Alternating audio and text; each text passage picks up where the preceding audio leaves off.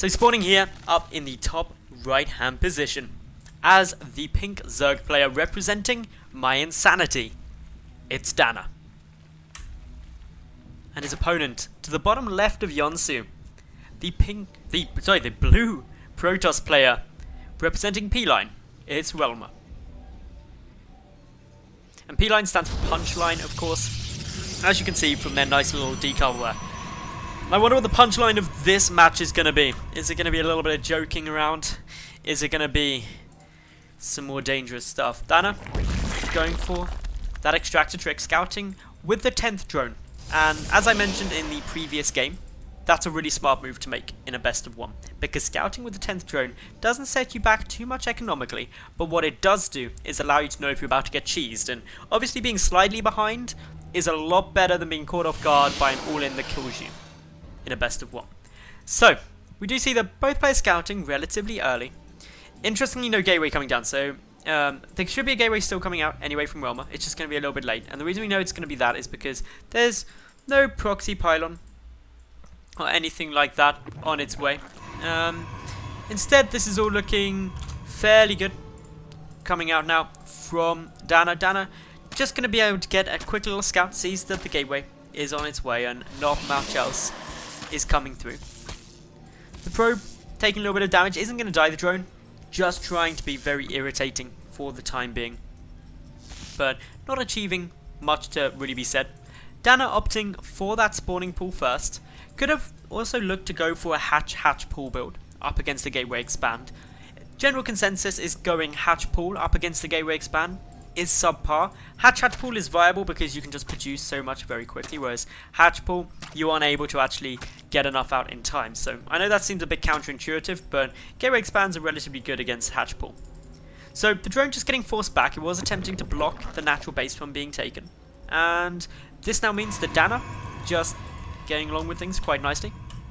No cybercore or gas is being taken before this nexus, so it's a relatively quick nexus off the gateway. So that gateway was very early on, and most likely just because really Relmer's seen that DaNa isn't doing anything too crazy as of yet.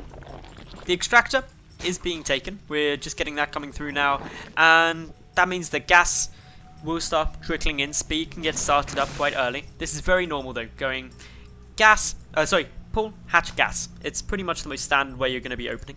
If we take a look over at what DaNa's doing, what Relmer's doing, DaNa hasn't actually seen too much of this, just knows that there's a nexus. Doesn't need to know that much else. There are 6 probes in gas, and I take that back. DaNa actually knows everything because an Overlord is just sitting on top of the nexus.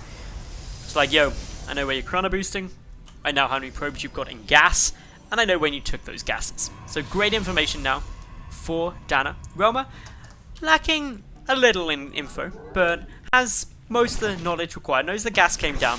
Only thing that really Relmer doesn't yet, or isn't yet aware of, is when the drones were pulled out of gas, how many were pulled out, and therefore is somewhat limited in the knowledge of exactly what's coming out. Has to be slightly cautious of maybe some big roach plays or anything like that, but with a couple of additional gateways coming down, it's quite unlikely. You don't see many big roach commitments out of Zerg players. Should see a second pylon come through here. Interesting way to wall off, actually. Not something that you see that often. There is a gap there, of course, so that's going to be very frustrating, since a double gap in your front wall is not something that you ever want. If we take a quick little peek up in the main base, we do have a sentry coming through.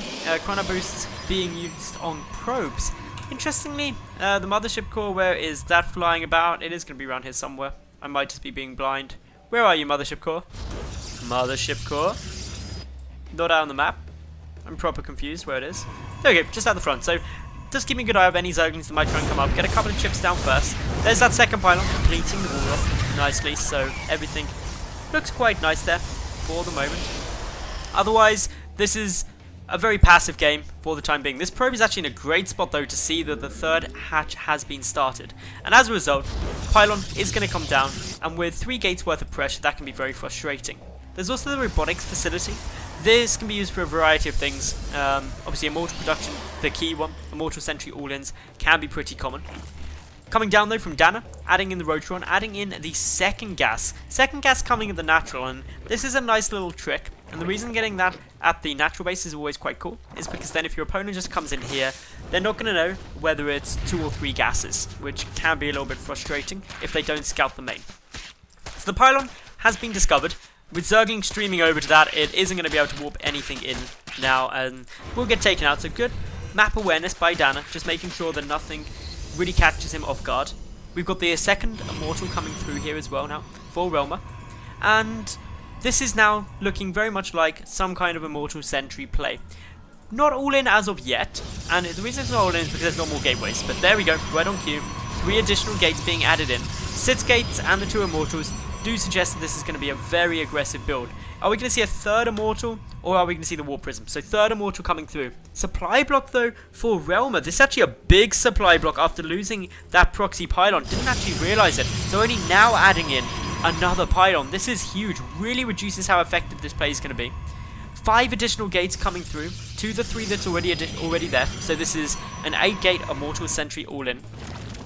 And from DaNa, just adding in these additional gases, going up to 4 gas, and just pumping out a lot of drones at the moment. Needs to identify that this play's coming. Hasn't actually scouted for quite a while. Still doesn't know about the Immortals, or even the robotics facility, and as such, DaNa playing somewhat blind at the moment. Roach speed is coming through, but what would be really helpful against this would be Hydralisks. Roach Hydra, or even Hydra Ling is probably the perfect composition in order to deal with this. But regardless, adding in a lot of roaches now. They are rallied pretty much across the map, so going straight to his opponent's base. A couple of Zerglings are now going to scout this down, so this is a good scout. Burrow getting started as well. Burrow does help, but without Tunneling Claws, it's going to be very difficult to utilize against this Immortal Sentry all in, and there's no way Tunneling Claws will be completed before Burrow, before obviously this push hits with Roach speed on its way through. So big production now.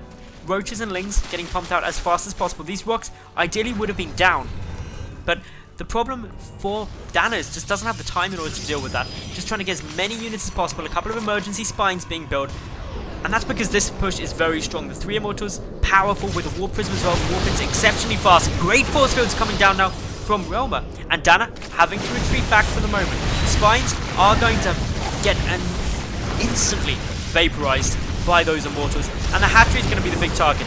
Time Warp being used for the moment. There is enough energy still for a mass recall if required, and if the Hatchery goes down, that's where times are going to be very good for the Protoss player. DaNa still moving forward, trying to engage against this. The Roaches with a relatively good surface area, but unfortunately these Immortals just dealing so much damage.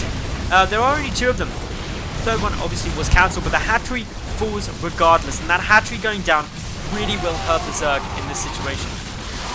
The Roach count though, starting to get pretty substantial. 17 of them. Roach speed is finished too, but the Immortals still dish out so much damage through good force fields coming down from the Protoss player, cutting out a lot of these Roaches from being able to engage. The Immortals getting some good damage down. Relmer looking very solid here, warping in a lot more Zealots, expecting a big flood of Zerglings, but also needing to be able to defend against them, as Zerglings would be very effective against that army, minus that warp-in of Zealots. Couple of additional sentries coming through as well, just topping up the energy there so more force fields become available. Emergency spine crawlers being thrown down. This is a best of 1, remember, so if Relmer is able to push forward and win this, advances into the quarterfinals. More force fields coming down. Couple of sentries at the front though, which isn't ideal, allowing those to get taken down. Drones being pulled. DaNa knows has to hold here, but with some stunningly good force fields, we can actually see the Relmer making good progress. And while there are more roaches coming through, the drone count down to just 26, and the Immortals still up. This army looking very strong, this push looking very successful. GG is called, and Relmer is going to advance forward into the quarterfinals.